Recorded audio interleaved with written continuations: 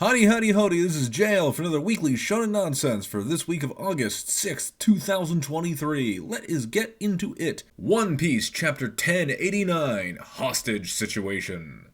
Man, what a chapter this was. Just a whole lot of build up to one of the greatest reveals back into the Egghead arc, where we get news spreading about how Straw Hat has taken Vegapunk. We see global devastation because of a huge earthquake that literally has caused the sea level to rise a meter. Jesus Christ, islands are gone. Beach is gone. Just global devastation, possibly related to Lulusia, which is really kind of sad when you realize that we never actually got Ace's trip to Lulusia ever animated, so we only know of it through the cover stories and through just recent events, which is just making it mind-boggling. We knew about this place for years, and yet its destruction has somehow shifted the world. And we just get back to Egghead, we see essentially the force that's coming in is bigger than a buster call, a grand buster call. 9 admirals, or 9 vice admirals, 1 admiral with Kizaru, and an elder, an elder star, Saturn. So this is the deck is stacked against the Straw Hats right now, and they're already in a bad situation. Meanwhile, we have Kizaru negotiating with Sentomaru and having their little back and forth, having their childhood flashback, seeing themselves on the opposite sides of a war. We have Saturn getting debriefed about the situation, kind of how the government views the situation, how the players are stacked up. We then get York, of all people, calling the elders, giving her demands about what she wants to avoid being killed by them, and she gets them. And then immediately reveals that she's been captured by the Straw Hats. The Straw Hats are all okay. Usopp is not frozen. Luffy's okay at eating meat. Everybody's cool. And have captured York. And are going to use her as a human shield to get the fuck out. This is wonderful. Holy shit. I was not expecting to get to the next bit so quickly. We're going to get flashbacks. We're going to get something here in the next chapter, just kind of illustrating how they got out of the situation. I have a few guesses though, mostly that, well, considering the petrification got dismissed, it wasn't that they defeated S-Snake, they convinced S-Snake to let them go, and I'm just waiting for that reveal if she also fell in love with Luffy. Because of course she did. She shares DNA, and Luffy's just fucking lovable. So I'm in awe. This is great. And we're on break again, which stinks. But this is a wonderful setup for the next bit of the arc, so looking forward to it. I love One Piece. Icehead Guild, Chapter 7, Determination. And so the fight concludes. Sana, helping out from the treetops, takes out a lot of the liches, or basically all the liches with her relics, which haven't been explained, and Lahara, regardless, is on their back foot. They're still fighting on, and we reveal they have daddy issues. Apparently their dad is the Lich King, and Lahara wants to surpass him and become the next Lich King themselves. Unfortunately, they get trapped by a bunch of falling trees, and Gil takes them out with 3-spin grizzly hunting.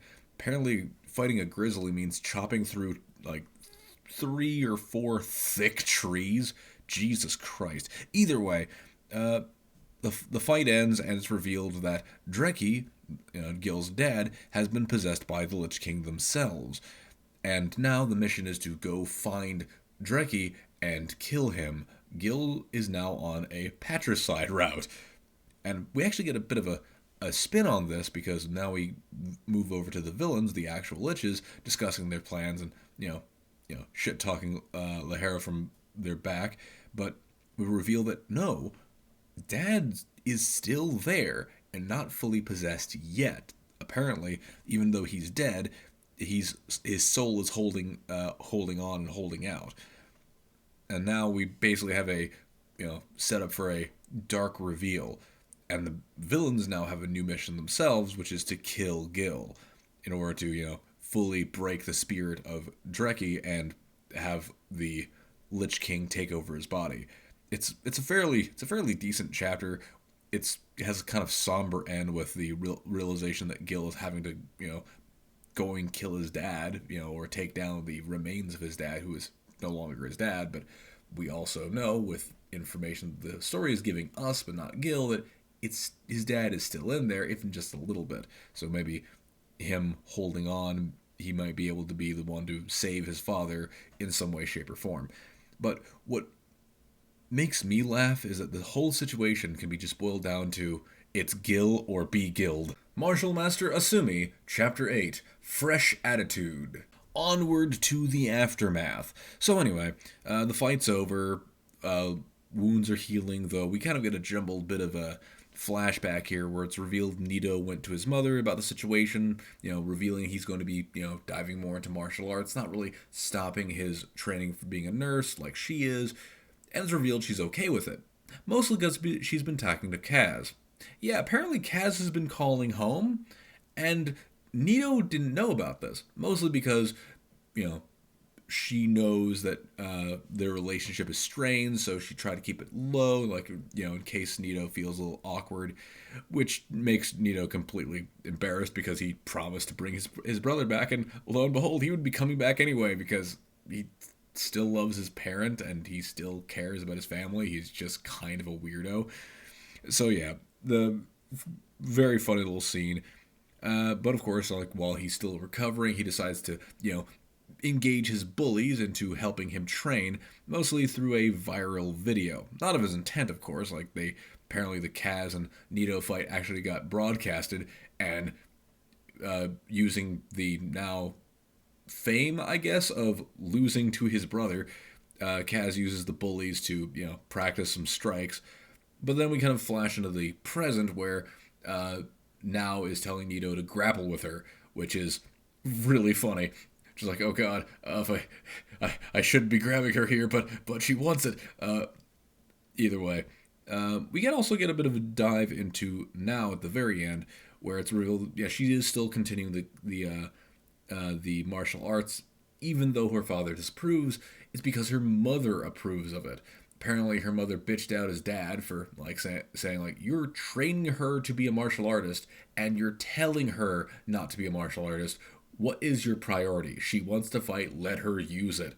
And of course, we see the bout at the very end of the chapter where, Now is kicking ass. So we're going to get maybe more bit of Now in the future here. But I just want to kind of point out as well, this does have a color cover. It's a opening up to the second volume of the manga, and that's a good sign. It means it's moving forward. Hopefully its sales have been doing well with the first volume, or will do well with the sales of the first volume, and it can move forward into a longer publication. Still in its infancy, we're not quite sure where this series could be going, how it's going to be ending necessarily, especially considering we have like a benchmark to go towards, and in a sports manga that is something to use as leverage for the rest of the story. But I'm not 100% sure. I'm a little shaky on it right now because right here we don't really have a big baddie. We don't have any like major antagonists. We don't have any drive for the character outside of just beat up brother, who we now also learn is like kind of just there, and he's probably gonna be okay if he just like loses. He's still gonna come home anyway, see his granddad, whatever. But yeah, again, good, but I'm hesitant to continue here. Nue's Exorcist, Chapter 13, Hollow Weapon Release. Alright, so Gakuro's hollow powers have awakened, though we don't know what those are. Yeah, the series just kind of gives us a really cool little design and then says, cool, we're gonna sit on it. Apparently we're not gonna learn anything. Mostly just it's a lot of power is being released, spiritual energy and all that. And of course, Gakuro's I can go train, and immediately passes the fuck out. Nosebleed, passes out unconscious, has a weird dream about Shiraha and like what she's what she's like at home, apparently like breaking arms and legs to fight demons or spirits or whatever have you, and being told, "Oh, I'll heal you if you give me results. Now go out there and kill something else for me." He wakes up a day and a half later, like Jesus Christ, how do you sleep for a day and a half? Revealing that he's losing time training, but it's fine. Healing's good. Resting is an important part of training. But he goes running out for Shiraha and goes like, okay, I get it, but you need to tell me what your dad is like. You need to tell me what your family home is like. Seriously, I need to know what abuses you're suffering. And Shiraha is feeling none of it and goes, no, I ain't telling you anything, before just walking out going, I'll see you on the day of the duel. And of course, Nue comes in and says like, "Hey, are you okay, Gakuro?" And Gakuro's like, "Dude, that is a wall. You're making me fight a wall here. I cannot beat this." And of course, Nue's like, "Yeah, it's fine. You literally wouldn't be able to win if you use straightforward stuff. So we're gonna implement tactics."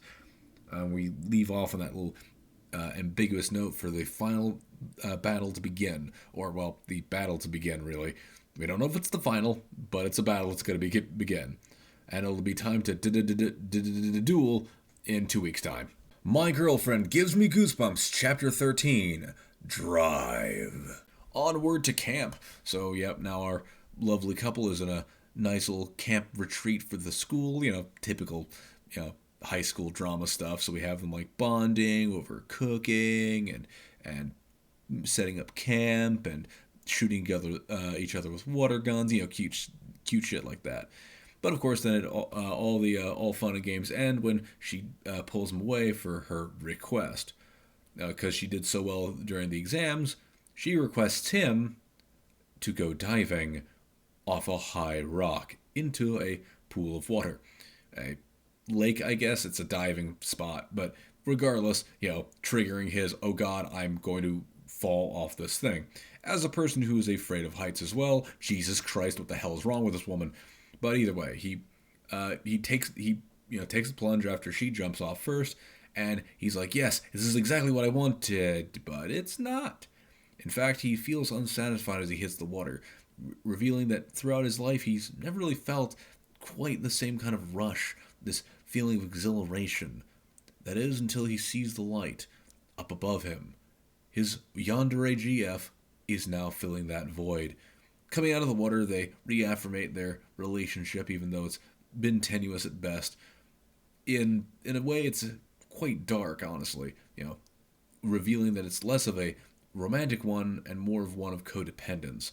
So, again, not exactly where I've been wanting the series to go, and hopefully we can get some more external conflict that kind of shakes up the dynamic, but still a very fun little dive into a, pun intended, character where we kind of see him taking on his own internal issues through, taking the plunge, as it were. Do Retry, Chapter 14, Whereabouts.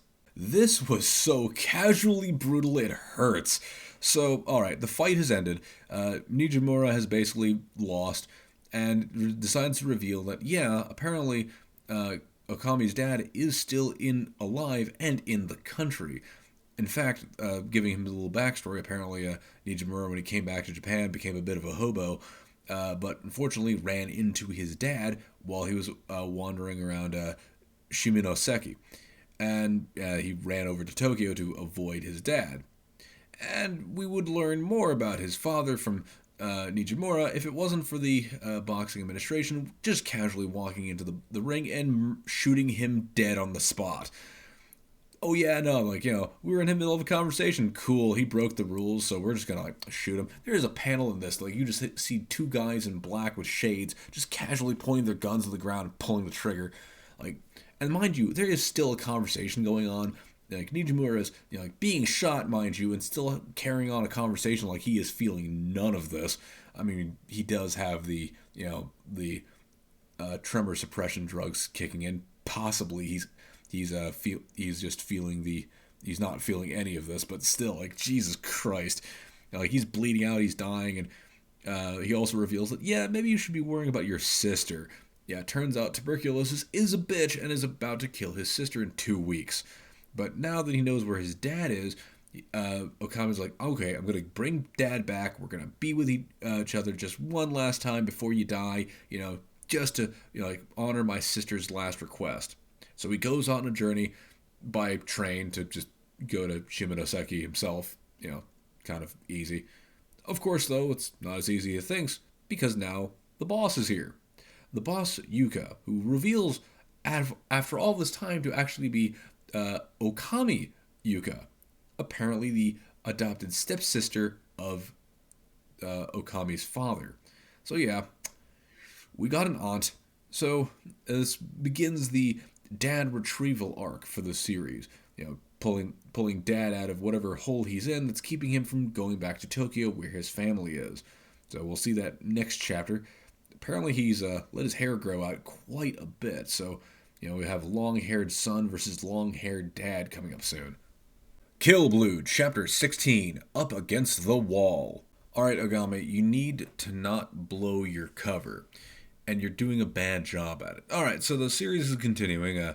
We're just kind of going on to the next little arc here where Ogami is basically, still living his life. Unfortunately, he kind of sucks at being a middle schooler. He's better at being an old man who's somewhat good at killing than being a young man who doesn't know how to kill and is just a student. But, of course, this also runs into another problem where the home ec president has unfortunately been duped into dating Tenma. Well, duped into being more of pressured into by giving him just a little bit of an inch by saying if it's a double date, and he agreed immediately. And yeah, now they're going on a double date with Norin and Ogami, and they all suck. They just all suck at dating. Because apparently they all come into the date wearing, various outfits. Norin wearing a actor at a coffee shop look. Tenma just wearing his gym clothes because he is a himbo who knows nothing but to be a gym rat. And Ogami looking like he's, a middle-aged man who knows how fashion works. So yeah, no fashion sense, except for the Prez, who apparently is, generally well kept together. Good casual clothes there. The date goes as you would imagine, just they hang out, they go places, shop around, eat, sort of all like soft revealing things about themselves. Norin almost letting out her love of ramen. Meanwhile, Ogami, slowly shows how old man he is with his verbiage. This all comes to a head when they decide to go see a movie. They all sit down, get seated, but then suddenly Ogami doubles over, passes out in his chair. Wakes up, the movie's halfway done. He's like, well, that was weird. Looks at his hands, realizes, wait, those aren't a kid's hands, and he's back to normal. So yeah, next chapter we're going to possibly see him struggling to figure out how to get out of the situation, being an old man, seeing how he can, navigate his way out of here while everyone's currently distracted by the movie. We don't know if they saw him transform back. We don't know what they know. So this is a bit crazy. Good comedy arc with a double date. Maybe we'll transform back into a kid midway through through this here. Maybe it's just like bursts of his elderliness coming out. Because while he is technically a younger body, he's not a younger person. So we don't know what his future is going to be like if he's stuck like this for too long. But either way, good little chapter. Tenmaku Cinema, Chapter 17, Beach Location Trip, Day 1. Honestly, it needs more beach. So anyway, we're into the shooting on the beach here, getting good summer shots. We see them in the summer heat being overheated. And we get a little bit of a breakdown of how movies are shot and what order they are, because they're having to jump around from scene to scene because they don't want to move location just to go into chronological order of the movie. So they try to do what they can in what order they can to maximize the location shoots. So we go through their little adventures, and we get to the beach at some point actually.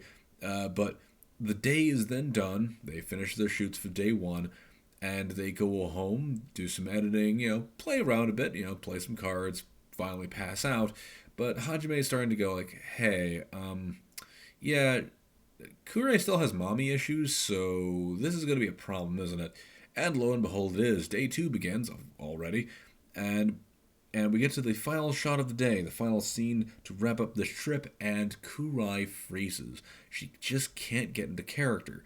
So now Tenmaku, listening to Hajime's pleas of aid, goes, "You got to surpass me. You got to be able to make this movie your way, director." So, pretty decent chapter. We get a bit more of their interactions. It's for the most part, the technical stuff is very fun to know, but overall, it's just a chapter about childhood, summer vacation, and in this way, kind of a pull back in reality. We're going to be moving forward with our lives. Summer eventually has to end. The fun has to end in some way to move on to a brighter future. So, good stuff. Look forward to next chapter. Fabricant 100, Chapter 33, Collusion 2. And so the fight commences, 100 versus 99. The Fabricants fight in nice little panels, but eventually we reveal that 100's entire plan here is to kill all the other Fabricants and then make 100 her slave in order to, help build her body. That is our hero, ladies and gentlemen. She wants to make the villain her slave. Anyway, the fight ends poorly for her because unfortunately 99's abilities are to control ice bacteria. Actually, bacteria that changes the temperature that water freezes and, causes anyone who gets the bacteria to start to freeze instantly. Of course, while 100, thinks smart, tries to cut off the part of her that's freezing, unfortunately, it's also revealed that these are airborne bacteria, and an attack is launched at her, causing her to be stuck to the wall. Number one is gloating like, "Oh, I've won. I'm gonna just walk away from this battle here." And then something weird happens. We just kind of get this weird mind meld between Ashabi and Number 100, where they kind of share a moment, until it's revealed that apparently they've fused. Ashabi's hair is on fire. He's launching at their opponent. They're about to land a final blow, and oh god, the series is ending, isn't it? Like, this is just the telltale sign of the series ending, because we have our main villain, a big, bad, powerful thing that has incapacitated the hero. The hero and heroine essentially meld and combine their forces in order to launch an attack at the big bad. And this is like a big moment because apparently all the other Fabricants are attacking the main hero base while they're out dealing with the actual main villain of the story. It's sort of a sign we're going to get to the conclusion really quickly. I'm not looking forward to 2 weeks from now. It feels sort of torturous here where we're going to be on break and, we have our big bad about to, lose or die, and our heroes are combining, so we're going to either change, get a completely new arc where the hero becomes the actual Fabricant, or the series ends. So, this is going to be a loss. Cypher Academy, Chapter 35. When leaders tolerate humiliation, then even war can become virtuous. I guess turtling only works until the bear blasts in, so our hero, Frog Team, is holding up in their base when suddenly the slugs come flying in to save their own members. And the slugs win because Iraha decided to be an idiot. Or, tactically decided to use their ability to make, good answers out of really stupid questions, because he got the ankle bracelet off him, now unleashing his ability to, parkour. And of course he decides, I'm going to go off and save our comrade. So he goes and jumps into the fray, jumps into the snake's den, and confronts them, just like he was confronted earlier this chapter. Yeah, that's an alright chapter. I really can't complain too much about this one. Not as much overblown talking as it has been in the last few 30 chapters. So, but hey, it's alright. Art's good. It's fun. It's fun to see, some other thing beside just dumb puzzles, just like having a straightforward one, but Still not feeling it very much. Yeah, really wish it could be better. The Ichinose Family's Deadly Sins, Chapter 36, Kenta's Truth. Kenta, more like Kanta. Jesus Christ, this kid. So yeah, we get kind of a villain reveal of Kenta, the small boy who we kind of saw being sort of shitty to Tsubasa at the end of last chapter, but this time we're fully revealing it because apparently Kenta's life is kind of not so great. Like we see his actual family home in this, and it's run down, covered in garbage. It kind of sucks there, and yeah, he's a bit selfish, but he overall like cares, and he's a loving kid until it's revealed he's not. This little shit just uses everyone around him in order to make himself feel big and important, to the point where apparently he decides that Tsubasa is just there to ride his coattails and do what he wants, and he's using blackmailing Tsubasa into not telling anybody about his actual personality, which is really, really shitey. So yeah, this kid is just pure fucking evil, like just unbelievably so.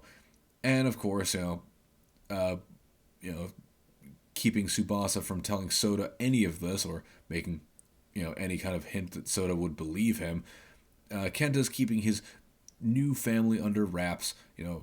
Living the perfect existence, always being catered to, always being sympathized over and cared for, but never actually giving a shit about anybody himself.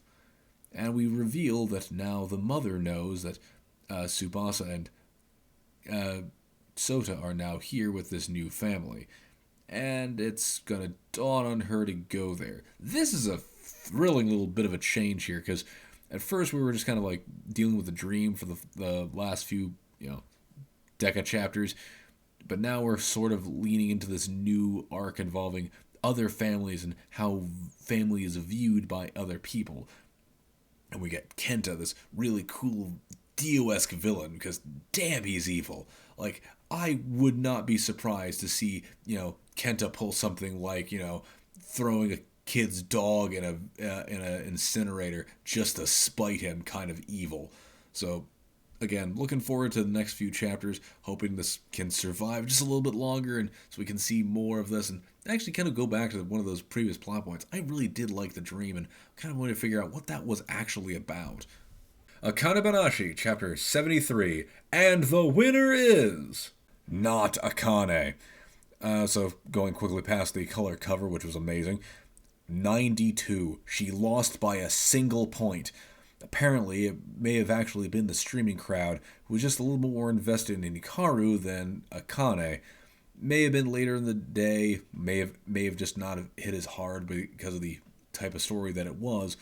But yeah, she lost by a single point. Now, of course, Hikaru's going to continue being a Rakugosha. Of course, the rest of them are still going to be rivals and go to the next event, battling it out. But of course, Akane leaves the studio, going off to go on her own when she runs into Kaisai. Big old villain who was looking forward to being at the event with her, but he is deeply disappointed in Akane's performance. And thus we leave the chapter off with Akane feeling the full weight of the loss, tears welling up her eyes as she looks onward, up into the next chapter. Holy shit, we get a loss, and a heavy loss. Yes, it is not a, mind-blowing, victory, and which is sad and depressing, but that's the point. We're moving forward with her life, but we have to have Akane lose in some way, shape, or form for her to move forward with bigger victories. The story is gearing up for something amazing, but man, this is like just the feeling of frustration. Just one more point. If just one person appreciated her dad's art just a little bit more, just as much as she did through streaming, it is devastating, and I love it. Just brilliant storytelling. I'm really looking forward to the next bit, seeing where Akane can go. Is she going to go up? How is she going to move up in rank now? What is she going to have to do and learn from this experience that's going to elevate her further. Who's your next big rival going to be? And what next stage is you going to jump onto? I am so gearing up for this. The color spread means we're going to get more chapters of this on the way, and we're going to see her bounce back. I am into this. Blue Box, Chapter 112. Got it all sorted out. Oh dear God, it's a Hina chapter. Alright, so we get Hina, finally feeling like she's over her, dumping of Taiki, so she's like just frolicking around until she steps on a landmine. Yeah, apparently Taiki is not going to be, holding back and tells her straight up, yeah, I'm dating Chinatsu. And in several wordless panels, we see Hina going through the emotions of trying not to cry, rolling over, try not to cry a whole lot. She's currently on step 2 and failing that horribly. She's able to get over funk because of Kyo coming in out of nowhere and leading them over to Ayame, who just got confessed to. Hina, in sort of a desperate situation, asks Ayame for a moyon. Of course, Ayame's like, yeah, sure, I'll totally do that. While Kyo immediately goes, yo, are you actually okay? And Hina looks at him, looks at herself, and goes, yeah, I got this sorted. Yeah, and, I'll trust her as far as I can throw her. I mean, she's like 5 foot nothing, 90 pounds. I could try chuck her about a few feet, but still, yeah, I ain't buying it, girl. Yeah, she's totally not over it. And this is going to be an interesting arc going forward because we're going to be probably focusing more on Kyo, Hina, and Ayame here for a little bit, or at least that's what I'd hope for, because this is an interesting little love triangle we got going. I guess there's been hints that, Ayame might think Kyo is sort of interesting, the guy who doesn't really give a shit about her, or at least, like one that she has to try to win over as opposed to kind of being thrown at like all the other boys that she seems to get. Meanwhile, Kyo has sort of a, crush on Hina, we've hinted that very early in the story, so he's sort of just kind of there, but we know he does actually hold some kind of candle for Hina, while Taiki really didn't. And meanwhile, Hina still has it bad for Taiki, no matter how much she lies to herself.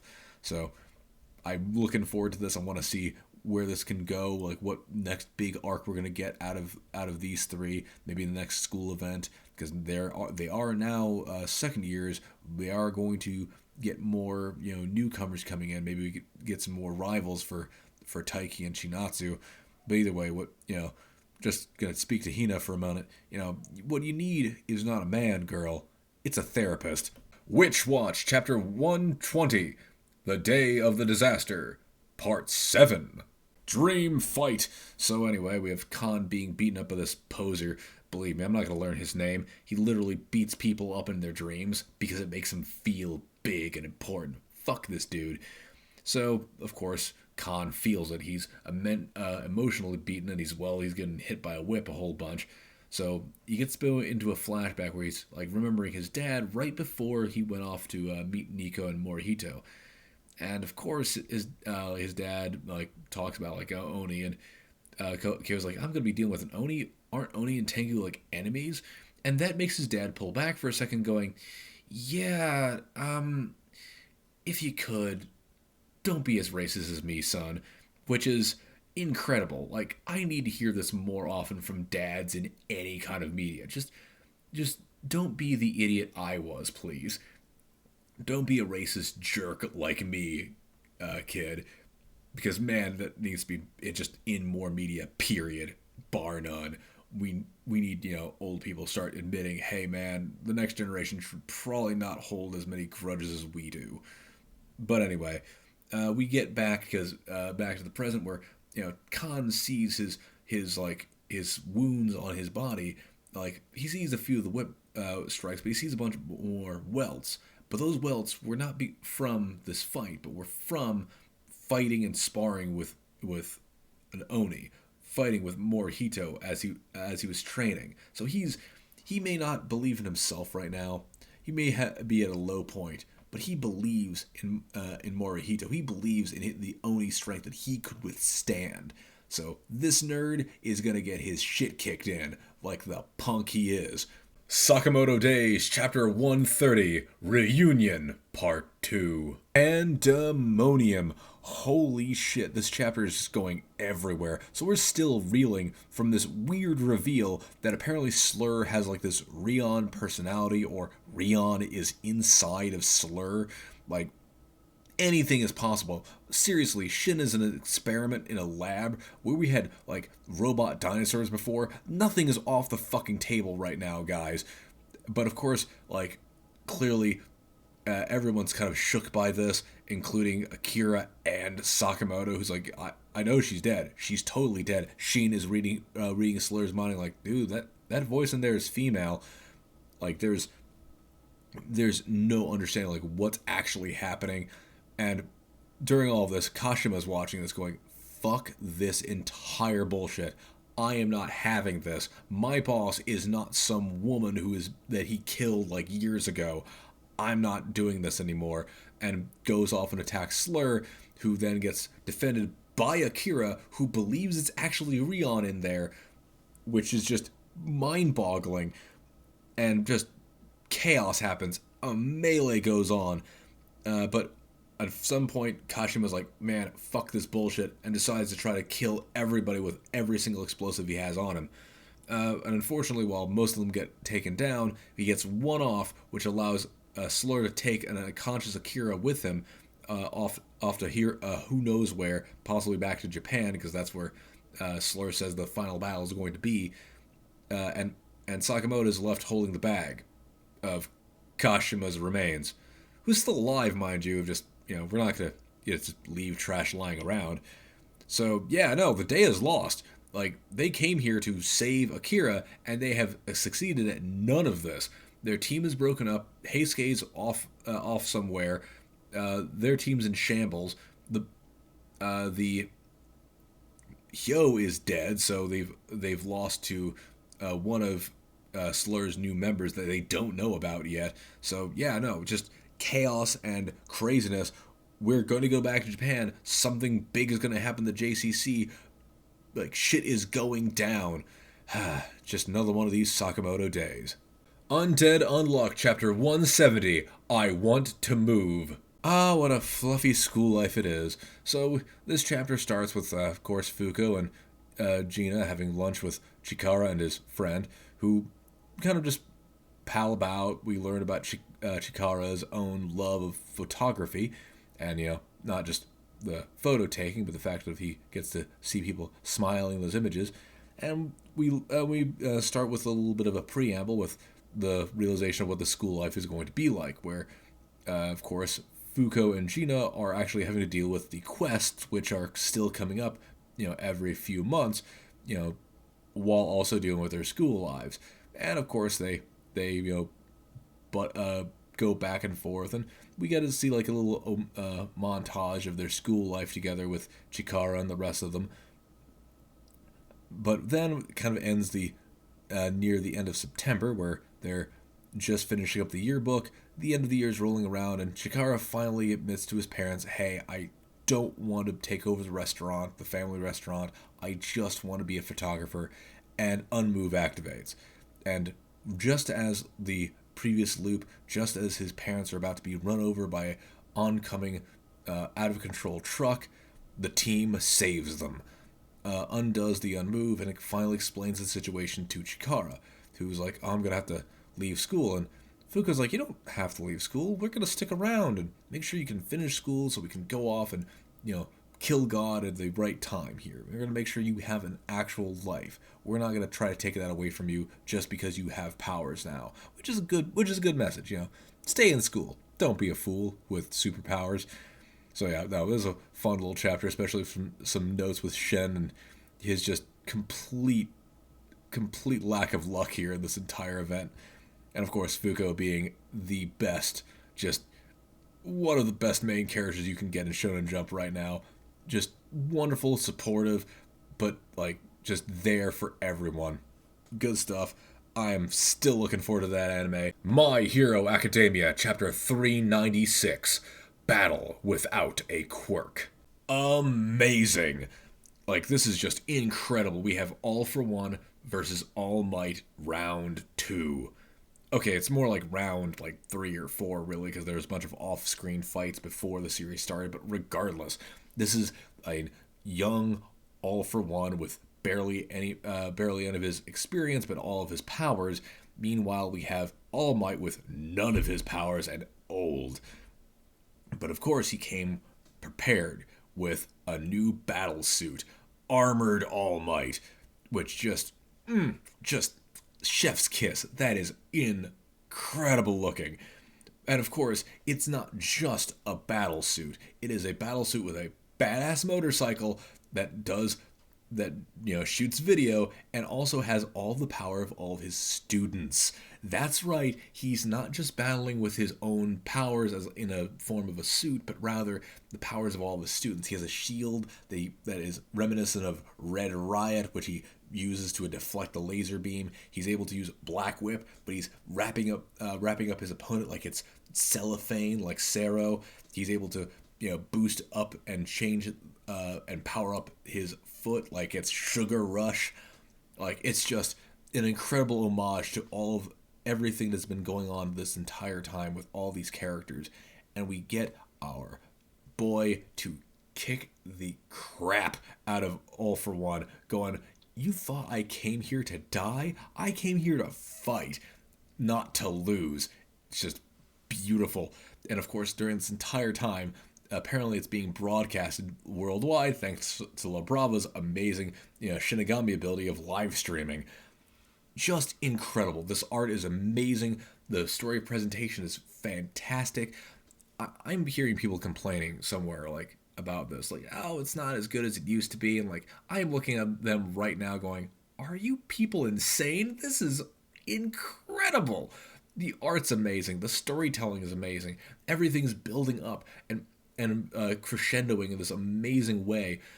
We've like missed some bits because of course like we went on break last week. We don't really know the fate of Toga and that story, which was good too. Like, this is turning out to be an amazing final arc, and I'm really looking forward to seeing like the final battle. But this is gorgeous because it's our boy All Might, like going in to actually do something, standing up against like his oldest foe, having the old past fight itself here rather than like the youth dealing with the past like in so many other arcs.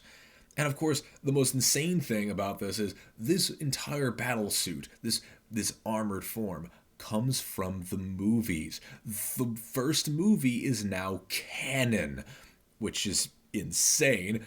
Oh my god, like I know like the other two movies may not be canon material, and I think like the second has something that wouldn't really mesh well with the general idea of how All for One, or really One for All, works, as well as the third movie sort of being like sort of canon if you kind of squint, ignore like a whole bunch of other things going on. But regardless, good stuff.